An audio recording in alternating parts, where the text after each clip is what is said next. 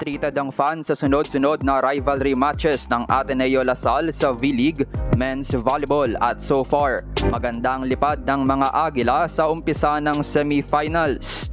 Grabe yun, no? First line. Campton umangat, pumalo, pumuntos! The swagger on that attack by Campton. Batas, butata na naman! 3 straight blocks. 3 straight points by Lasal coming off sa blocks. We have to give credit again. Pinasok dito, majority of the third set.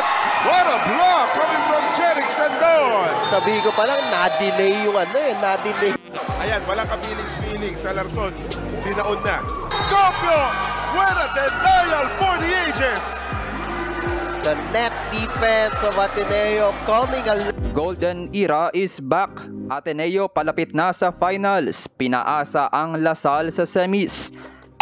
Lance De Castro buwis buhay ang mga dive. De Castro flying out of nowhere to get that ball. De Castro saves the ball! Grabe tong De Castro, Jay. Pero bago yan mga ka-V-Heads, huwag kalimutang mag-subscribe at i-click ang notification bell para updated ka sa aking latest videos. Busog ang Ateneo Lasal fans sa back-to-back na bakbakan ng Green and Blue sa V-League Collegiate Challenge Season 15. At dominating so far ang blue side matapos ang back-to-back wins para pangunahan ng serye ng semifinals laban sa arch rivals ng Green Spikers. Pero kung lampaso lang ang naging prelims matchup, this time buwis buhay ang dalawang koponan matapos umabot ng 5 sets ang semis game 1. Pinangunahan ng outside combo ni Salarzon at Pasino ang mga Agila at buwis buhay naman ang depensa ng kapitan na si Lance De Castro 25-23, 21-25, 25-22, 14-25 at 15-11. Sinimulan ng Lasal ang game with a monster block pero sinindihan rin ni Amil Pasino ang hot offense ng Ateneo para sa tight start ng set 1. Sagutan ang mga wing hitters ng parehong koponan, mas mataas ang porsyento ng Ateneo sa opensa pero ang Lasal naman ay advantage sa blocking at service. Nasa Lasal ang 1-point lead sa latter part ng first set pero pagdating ng set point, Ateneo na ang nakauna at hindi nga pinakawalan ni Gian Salarzon ang tsansa with a back-to-back points 25-23. Kukbukan naman ulit ang second set at dito pinasok na nga ang isa sa ace spiker ng Lasal na si Noel Campton. Nakakuha ng 3-point lead ang Green Spikers matapos mag-struggle ng Ateneo sa opensa at hindi nga makapatay ang ace spiker ng Ateneo na si Ken Batas. Lumobo pa sa 4 ang lamang ng Lasal nang uminit na si Campton 17-13. The swagger on that attack by Campton. Even 2 blockers.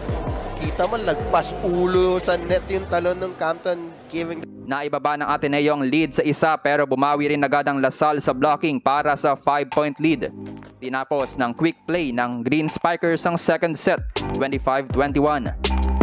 Sunod-sunod na misreceptions naman ng Ateneo ang bumungad sa third set pero matapos noon ay nakapagbakbakan na ulit ang Eagle sa mga opensa. Nakabuo muli ng 3-point lead ang Lasal bago mag-technical timeout pero naging maganda ang pagpalit ng setter ng Ateneo 16-15 pabor sa blue side. Majority of the third set!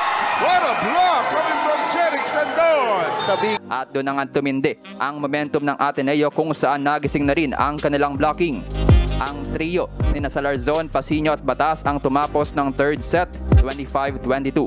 Matinding blocking naman ang pinakita ng both teams sa fourth set pero mas umabante ang Lasal, dagdag pa ang kanilang hot offense getting an early 11-point lead 15-4. Wala ngang magawa yung floor defense ng Ateneo sa sunod-sunod na opensa ng Lasal kaya pinahinga na lang ni Coach Timmy ang ilan sa starters ng team. Nagpasok na rin ng bench players ang Lasal dahil komportable na yung lead ng team. Umabot sa 7 ang blocks ng Lasal sa set 4 pa lamang at tambak rin ng Ateneo sa atake 25-14 pabor sa Green Spikers. Batas, butata na naman! 3 straight blocks. 3 straight points by Lasal coming off sa blocks. Lumipat naman sa blue side ang momentum ng set 5 with Pasino and Salarzon leading the offense.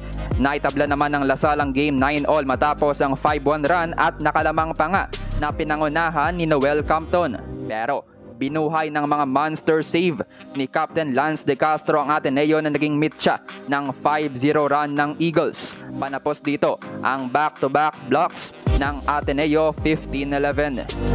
Back-to-back player of the game si Gian Salarzon. Gumawa siya ng 24 points mula sa 20 attacks at 4 na blocks. Tumulong naman ng 20 points si Amil Pasino. May tig-siyam na puntos naman si Gopio at Sendon habang limitado lang sa 5 puntos si Ken Batas. Nanguna naman ang team captain na si JM Ronquillo para sa De La Salle with 20 attacks and 6 big blocks. May 17 points naman si Noel Campton, 11 points si Yoyong Mendoza at 10 points si Vince Maglinaw. Lamang ang La Salle sa atake, 63-54. Tabla sa 13 ang blocks habang abante rin ang La Salle sa service 5-1. Pero 32 errors ang pinakawala ng Green Spikers kumpara sa 25 ng Blue Eagles.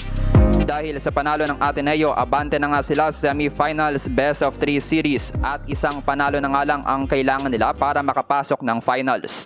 Ito na ang ikatlong sunod na panalo ng Ateneo laban sa La Salle simula season 85 ng UAAP. Magaganap ang Game 2 ng semis ngayong Biyernes 4 p.m.